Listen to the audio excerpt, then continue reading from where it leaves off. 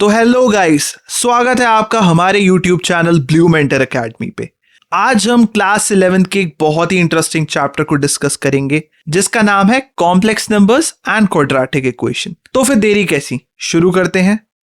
मिलते हैं डॉबी से। डॉबी अपने आप को एक बहुत ही स्मार्ट आदमी समझता है। उसे लगता है कि उससे बड़ा मैथमेटिशियन इस दुनिया में पैदा नहीं हुआ। ऐसा क्यों? आज वो बहुत मेहरबान है और हमें इस चीज का सीक्रेट बताएगा। तो चलिए जानते हैं डॉबी का सीक्रेट। डॉबी का सीक्रेट है वो 5 किताबें जो उसको उसके गुरुजी ने दी थी। उन 5 किताबों मैथ्स की हर एक इक्वेशन, हर एक प्रॉब्लम का हल है। तो चलिए एक एक करके देखते हैं उन 5 किताबों को। पहली किताब है the book of natural numbers. इसमें वो सारे नंबर्स हैं जिनको हम काउंटिंग में यूज करते हैं, जैसे 1, 2, 3 इन्फिनिटी तक। ये नंबर्स काउंटिंग के लिए यूज होते हैं, जैसे कि एक फार्म में कितनी शीप्स हैं, एक पेड़ पे कितने एप्पल्स हैं, एक बॉक्स में कितने एप्पल्स हैं, एक बैग में कितने एप्पल्स हैं। ऐसी सिनेरियोज में हम इन नेचुरल नंबर्स को यूज करते हैं। इनको हम डिनोट करते हैं n से।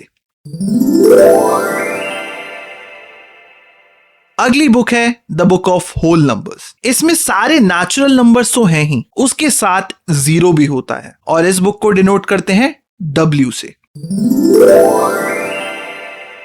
अगली और तीसरी किताब है द बुक ऑफ इंटीजर्स। इसमें सारे पॉजिटिव नंबर्स 0 और सारे नेगेटिव नंबर्स होते हैं। इस बुक को हम डिनोट करते हैं z से।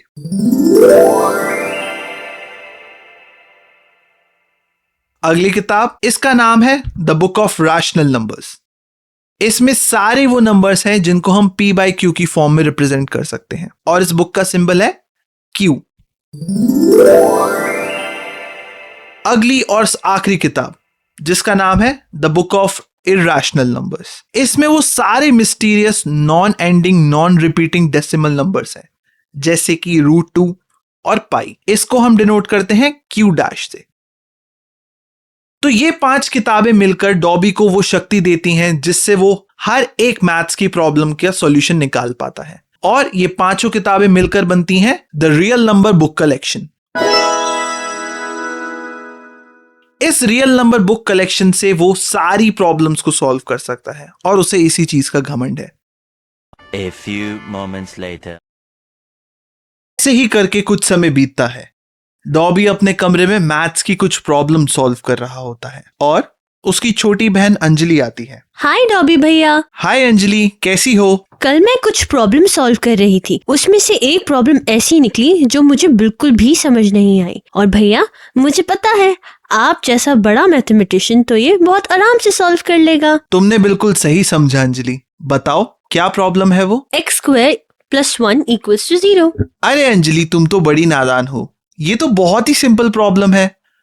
बोर्ड पे देखो, x² + 1 = 0। अब हम दोनों साइड पे -1 करेंगे और ये प्रॉब्लम बन जाएगी x² = -1। अब x पे से स्क्वायर हटाने के लिए हम दोनों साइड्स का स्क्वायर रूट लेंगे और ये प्रॉब्लम बन जाएगी x = √(-1). अब हम सबको ही पता है -1 का स्क्वायर रूट होता है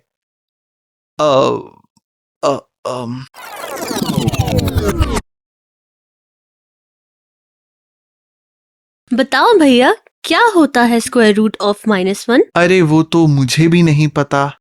लगता है गुरुजी की दी हुई किताबों को दोबारा पढ़ना पड़ेगा। तो डॉबी परेशान होकर अपने कमरे में जाता है और गुरुजी की दी हुई किताबों को बार बार पढ़ता है, लेकिन उसे उसका सॉल्यूशन नहीं मिलता।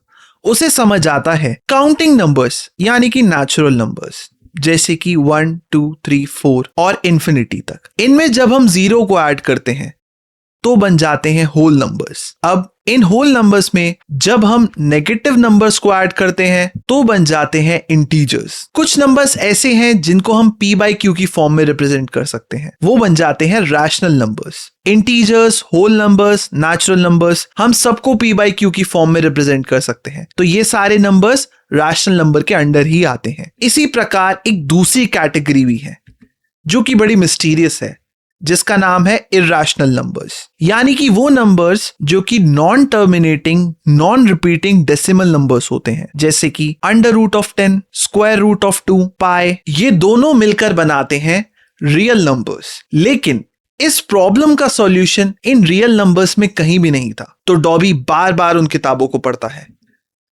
लेकिन वो कोई भी ऐसा नंबर नहीं ढूंढ पाता जिसका स्क्वायर -1 हो। तो वो वही करता है जो उसे बहुत अच्छे से आता है, यानी कि रोना। वो रोने लगता है और रोते रोते सोचता है अब तो मेरी मदद गुरुजी ही कर सकते हैं। भागा भागा गुरुजी के पास जाता है। उसकी किस्मत अच्छी होती है, गुरुजी उस दिन घर ही होते हैं। गुरुजी डॉबी को रोता हुआ देख के पूछते हैं, अरे रो क्यों रहे हो? डॉबी बोलता है, भगवान का लाख शुक्र है आप घर ही हैं। गुरुजी पूछते हैं, बट बेटा हुआ क्या?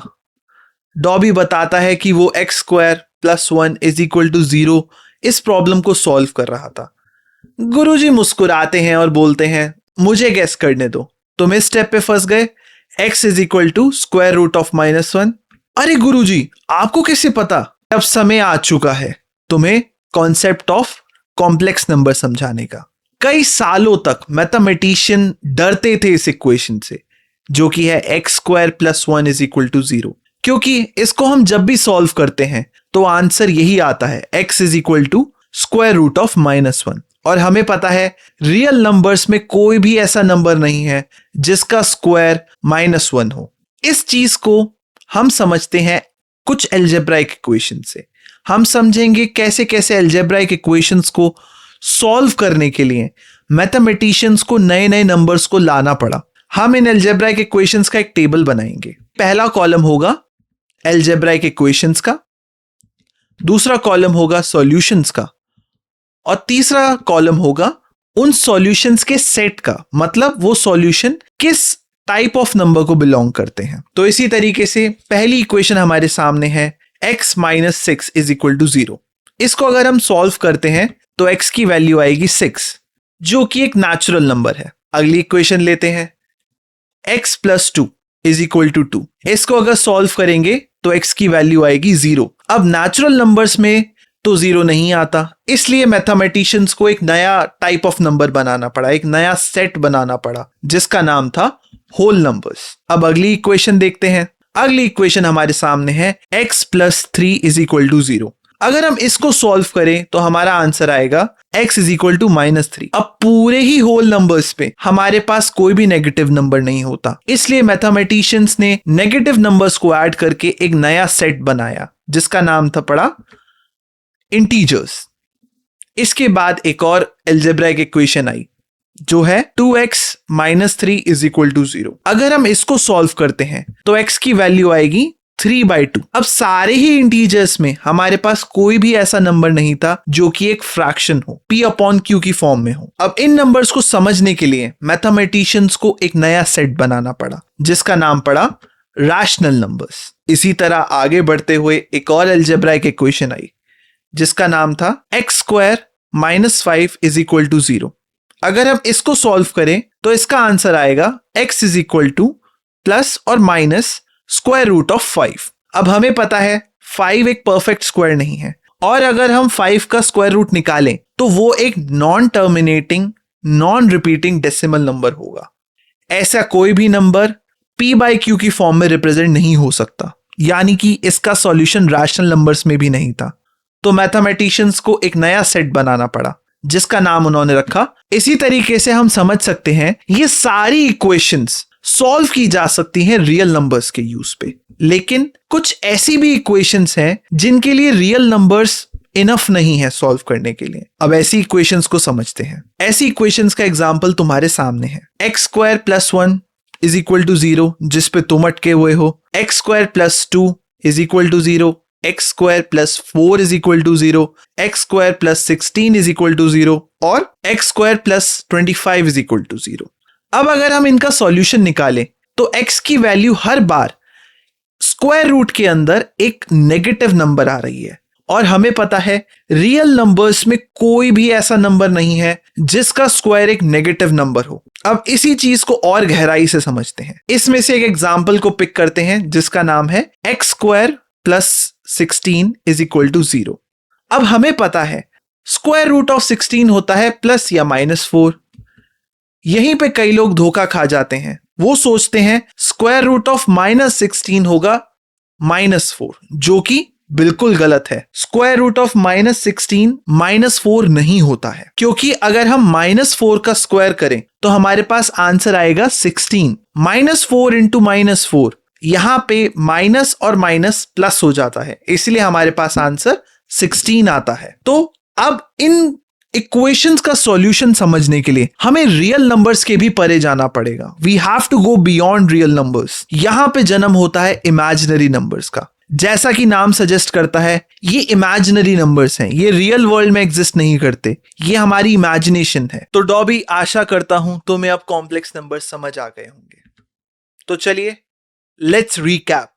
तो आज हमने समझा रियल नंबर्स क्या होते हैं, कैसे मैथमेटिशियंस को नई नई इक्वेशंस के सॉल्यूशंस को मार्क करने के लिए नए नए सेट्स को इन्वेंट करना पड़ा, जैसे कि natural numbers, whole numbers, integers, rational number, irrational number. उसके बाद भी हमने देखा कुछ अलजेब्राइक इक्वेशंस ऐसी हैं जिनका सॉल्यूशन रियल नंबर से निकालना पॉसिबल नहीं है। वो इक्वेशंस हैं जिनका आंसर नेगेटिव नंबर का स्क्वायर रूट आता है। तो यहां पे हमें एक नया नंबर इंट्रोड्यूस करना पड़ा जिसको बोलते हैं इमेजिनरी नंबर आयोटा। अब इस आयोटा को इंट्रोड्यूस करते ही हमारे पास एक नया सेट ऑफ नंबर्स आ गया जिनको हम बोलते हैं कॉम्प्लेक्स नंबर्स। ये रियल नंबर और इमेजिनरी नंबर का एक कॉम्बिनेशन है। ये कॉम्प्लेक्स नंबर्स बहुत ही वास्ट हैं। इस वीडियो में हमने इसके कोर कॉन्सेप्ट को समझा। आप वेट करें, हमारी अगली वीडियोस आएंगी, उसमें हम इसको और डीपली समझेंगे, कॉम्प्लेक्स नंबर्स की प्रॉपर्टी को समझेंगे। तो stay tuned with our channel, please subscribe.